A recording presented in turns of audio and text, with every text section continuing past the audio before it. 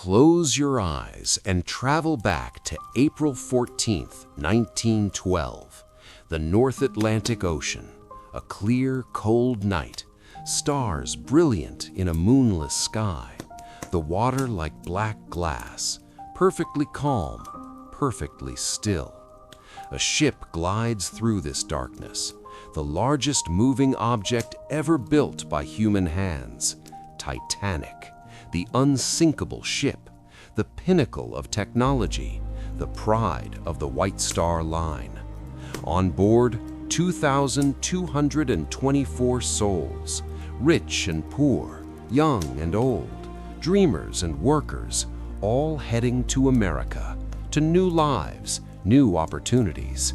This is their story, the story of one night, 2 hours and 40 minutes, that changed everything. The ship. Titanic is magnificent, 882 feet long, nearly as tall as an 11-story building, 46,000 tons of steel, the largest ship in the world. She has everything: a grand staircase with ornate carvings, a swimming pool, a gymnasium, a Turkish bath, first-class suites more luxurious than the finest hotels, crystal chandeliers, mahogany paneling, plush carpets.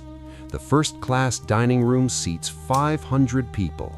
The menu tonight includes oysters, filet mignon, lamb with mint sauce, chocolate eclairs. 10 courses. The wealthy dine in evening gowns and tuxedos. Below, in third class, 2,000 people share much simpler accommodations, small cabins, narrow hallways, simple food. But even third class on Titanic is better than most ships: clean, safe, modern. Everyone on board believes the same thing: this ship cannot sink. The designers said so, the builders said so, the newspapers said so. Titanic has 16 watertight compartments. Even if 4 flood, she'll stay afloat. It's mathematically impossible for her to sink. That's what they believe. That's what everyone believes. The people. Captain Edward John Smith stands on the bridge, 62 years old, white beard, calm demeanor. This is his last voyage before retirement. 40 years at sea, ending his career on the greatest ship ever built. Thomas Andrews, the ship's designer, walks the decks. 39 years old, brilliant engineer. He knows every rivet, every plate, every system. This ship is his masterpiece, his obsession. Wallace Hartley, band leader, prepares for the evening performance. 33 years old, violinist. He leads an 8-piece orchestra. They play in the first-class lounge, ragtime, waltzes, popular tunes. Ida Strauss, 63, sits with her husband Isidore in their first-class suite. They're returning home to New York. Married 41 years, co-owners of Macy's department store. Wealthy, happy, inseparable. Benjamin Guggenheim, 46, one of the richest men in America, mining magnate, traveling with his mistress and his valet, going home to his wife in New York. Margaret Brown, 44, Molly to her friends, new money from Colorado mining. She doesn't fit in with the old money crowd, too loud, too opinionated, too independent. They call her nouveau riche. She doesn't care. In third class, families huddled together. Irish immigrants, Swedish, Italian, Polish, leaving poverty behind, seeking the American dream. Everything they own packed in trunks and suitcases. Sunday evening. Dinner ends. Passengers move to the lounges. Some play cards. Some smoke cigars. Some read. Some simply enjoy the luxury. The orchestra plays. Alexander's Ragtime Band. Couples dance. Children, allowed to stay up late, watch in wonder. Outside, on the deck, the air is frigid, 28 degrees Fahrenheit, below freezing. The calmest sea anyone can remember. Not a wave, not a ripple, like sailing on a mirror. First Officer William Murdoch has the watch. He stands on the bridge, staring into the darkness. They've received ice warnings all day. 6 different ships reporting icebergs in the area.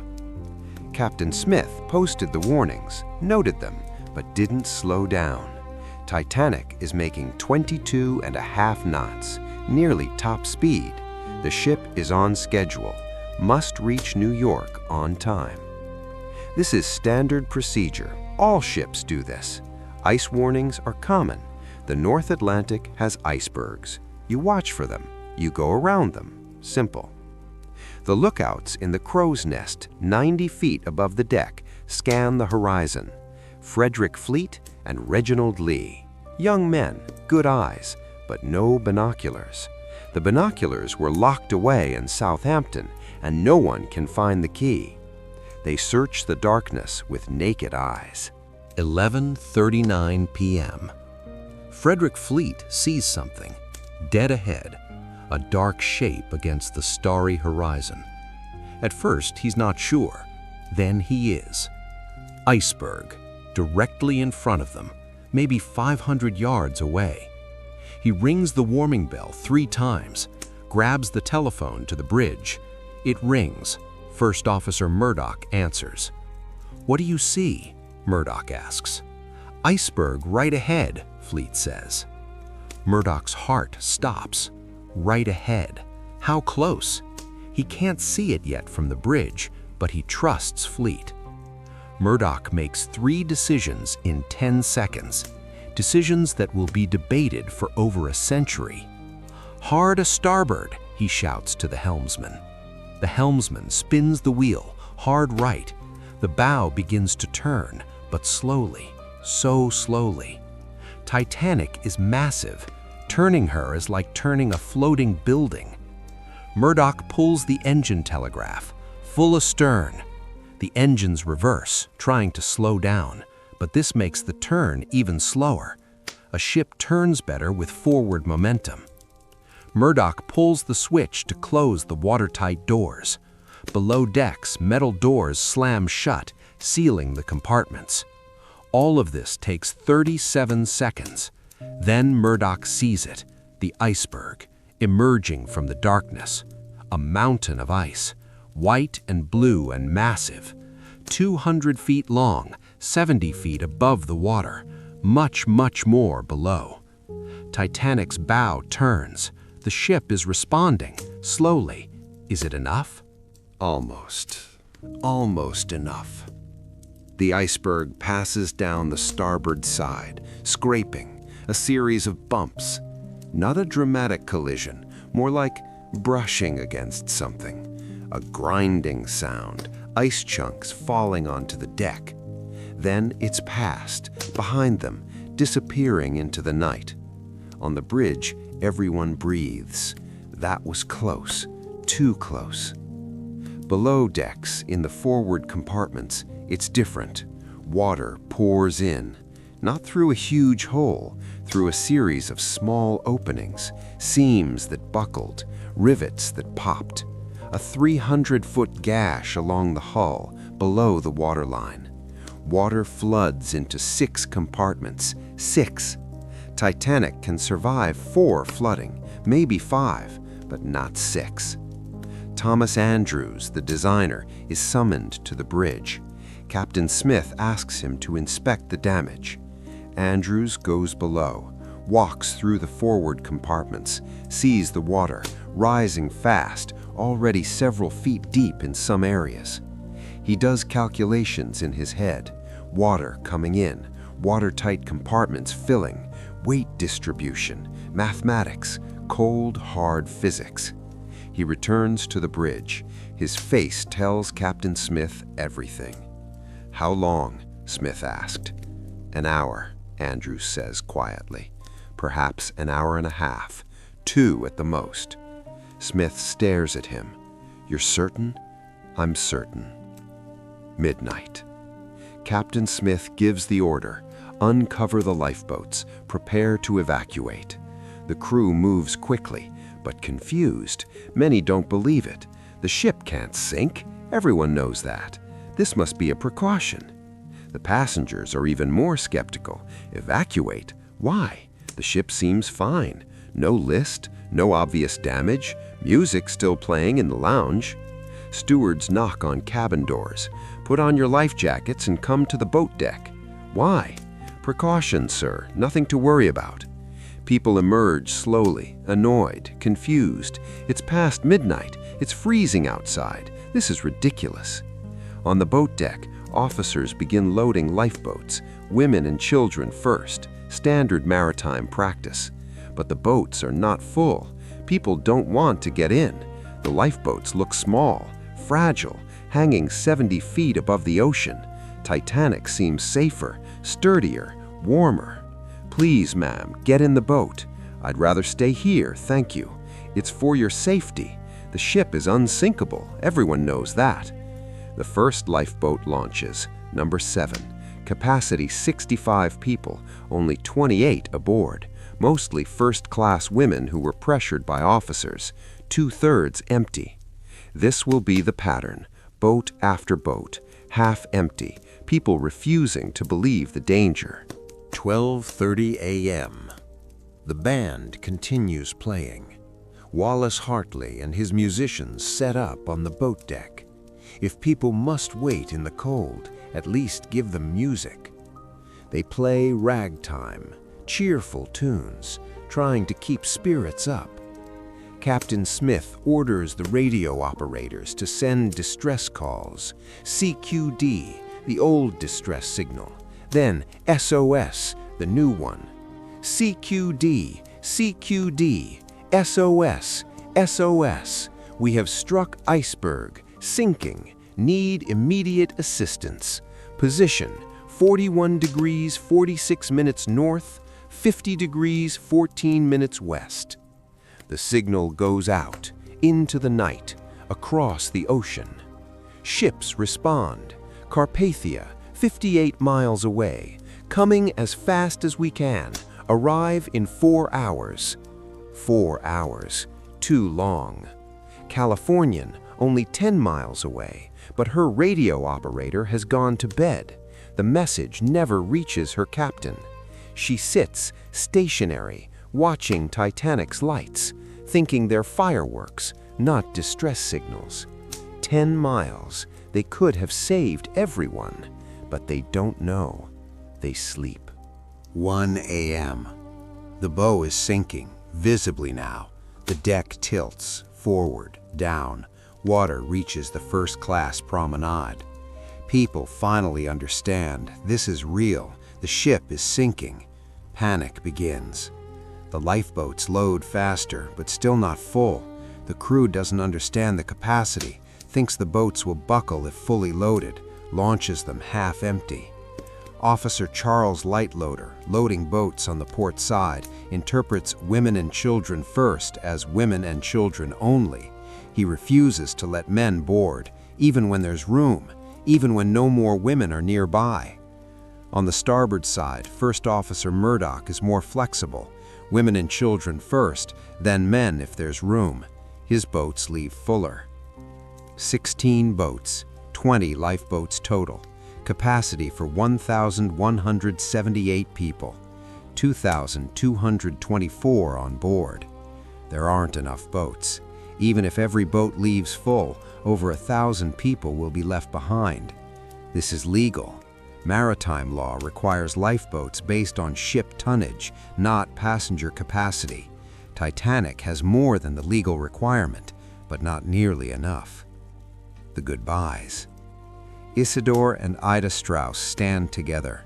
Officers try to help Ida into a lifeboat. "I will not go without my husband," she says firmly. "Please, ma'am, women first. We have been together 41 years. I will not leave him now." Isidore tries to convince her. "Please, Ida, get in the boat. I'll be fine." She refuses. They sit together on deck chairs, holding hands, watching the boats leave. Benjamin Guggenheim and his valet change into evening clothes, formal wear, tuxedos. "We've dressed in our best and are prepared to go down like gentlemen," Guggenheim says. Thomas Andrews, the designer, stands alone in the first-class smoking room, staring at a painting. His ship is sinking, his unsinkable ship. He doesn't try to save himself, just stands, staring, lost in thought. Margaret, or Molly Brown, gets into Lifeboat 6. She wanted to stay, help load other boats. Officers physically pushed her in. In the boat, she takes charge, demanding they row back to pick up swimmers. The crew refuses. They'll swamp us. She argues, curses, takes an oar herself. Later, she'll be called the unsinkable Molly. 1:40 a.m. All the lifeboats are gone. 2,000 people remain on the ship. Most are men, but also women who couldn't get to the boats in time. Children who got separated from parents. Third-class passengers who couldn't find their way through the maze of corridors to the boat deck. The bow is underwater. The stern rises higher. The angle increases 10 degrees, 15, 20. People cling to railings, trying not to slide. Objects roll across the deck, chairs, dishes, anything not secured. Inside, furniture crashes through walls as the ship tilts.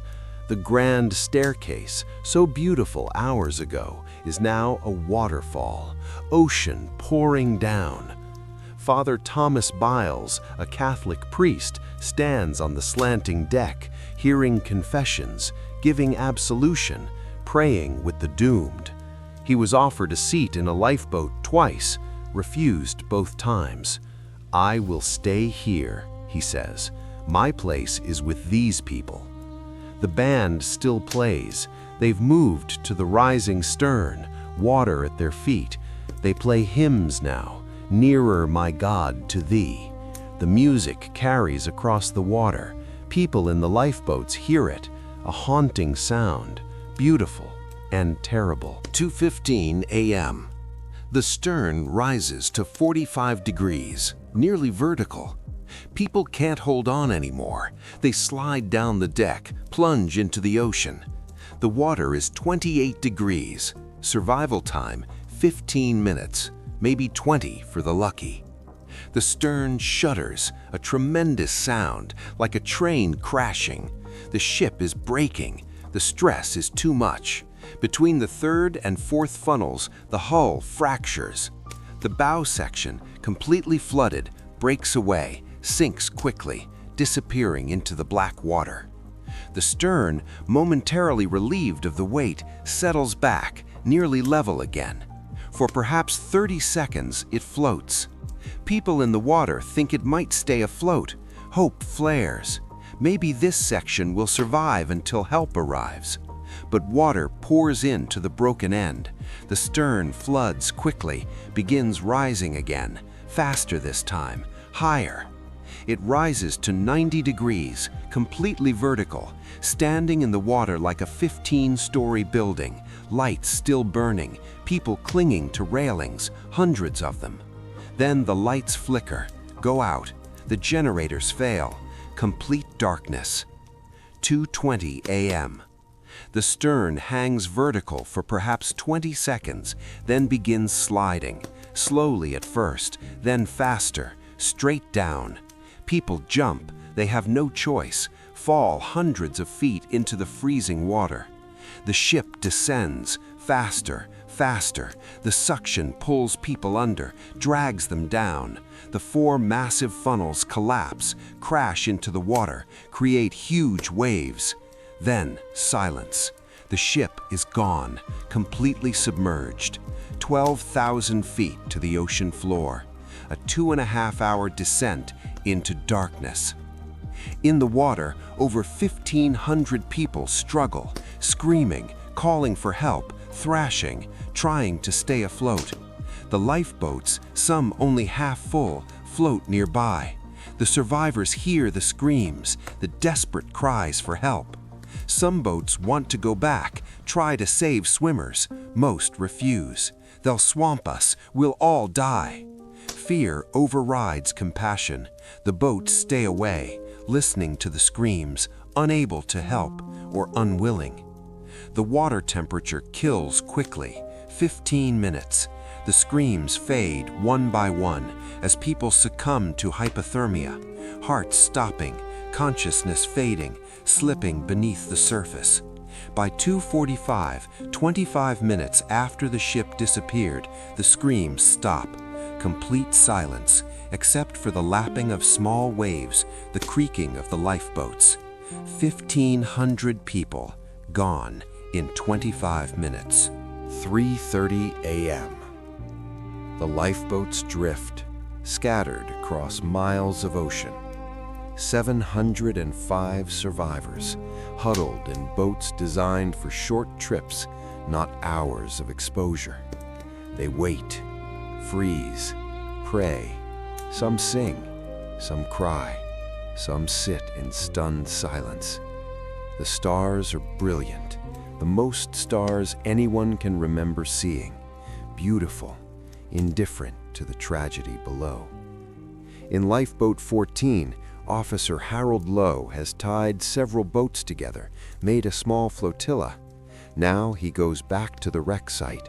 Only one officer who does this, only one boat that returns. They search the water, finding bodies, floating, frozen, life jackets keeping them on the surface. Most are dead, but they find 4 alive, 4 out of 1,500. Pull them into the boat, try to warm them. 2 die anyway. Only 2 survive. 4 lives. It's something, but it should have been so many more. 4:10 a.m. A light on the horizon. A ship, finally, the Carpathia. Captain Arthur Rostron drove his ship at maximum speed, pushing the engines beyond their limits, dodging icebergs in the dark, risking everything to reach Titanic. But he's too late. By 2.5 hours, he finds only lifeboats and bodies. The ship is gone. Carpathia begins picking up survivors, one lifeboat at a time, pulling frozen, traumatized people aboard, wrapping them in blankets, giving them hot soup, taking them to safety. By 8:30 a.m., all the lifeboats are recovered. 705 survivors out of 2,224. 68% dead, including Captain Smith, Thomas Andrews, Wallace Hartley and all his musicians, Benjamin Guggenheim, Isidore and Ida Strauss, Father Biles, and over 500 women and children, despite women and children first, despite the half-empty lifeboats. The aftermath. News reaches the world slowly. First reports are confused. Some say everyone survived, Titanic damaged but towed to port. Don't worry, everyone is safe. Then the truth, the terrible truth. The ship sank, 1,500 dead. The unsinkable ship sunk. The world reacts with shock, horror, disbelief. How could this happen? The greatest ship, the safest ship, gone. Investigations begin. British, American, asking questions, assigning blame. Why so few lifeboats? Why half empty? Why didn't Californian respond? Why was Titanic going so fast in ice-filled waters? New laws are passed. All ships must have enough lifeboats for everyone.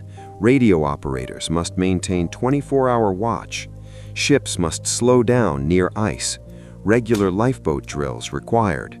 The International Ice Patrol is established, monitoring icebergs, warning ships, making the North Atlantic safer.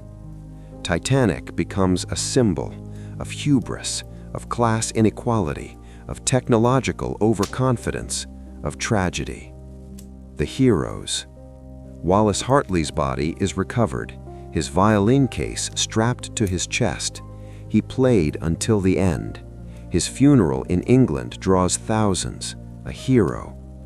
Officer Lowe, who went back, who saved 4 lives when others wouldn't try, testifies in the inquiry.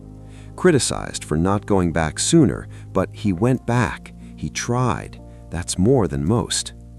Molly Brown raises funds for survivors, helps families who lost breadwinners, organizes relief efforts, lives up to her nickname, unsinkable indeed. Ida Strauss, who refused to leave her husband, they were found together, floating, still holding hands, buried together, inseparable in death as in life. The wireless operators Jack Phillips and Harold Bride stayed at their posts, sending distress calls. Phillips died, Bride survived, but both heroes, doing their jobs until the end. Sleep peacefully. Close your eyes. Let the story fade. Titanic was a tragedy, the greatest maritime disaster of its time. But it's also a story of humanity, at its worst and at its best. At its worst, lifeboats leaving half empty, ships nearby ignoring distress signals, class distinctions maintained even as the ship sank. At its best, the band playing until the end, Father Biles hearing confessions, Ida Strauss choosing to die with her husband, Officer Lowe going back, ordinary people showing extraordinary courage. The ship is gone, 12,000 feet down, resting on the ocean floor, preserved in the cold, dark deep. But the memory lives, the lessons learned, the lives honored, the story told. Remember them, the 1,500 who died and the 700 who survived, all passengers on the same journey, all part of the same human story. Breathe slowly, deeply, rest. You are warm, you are safe. The morning will come. And tomorrow, when you wake, remember this: life is fragile. Time is precious. Love the people around you, because you never know when a journey will end. The unsinkable ship sank, but the human spirit, that remains unsinkable. Good night.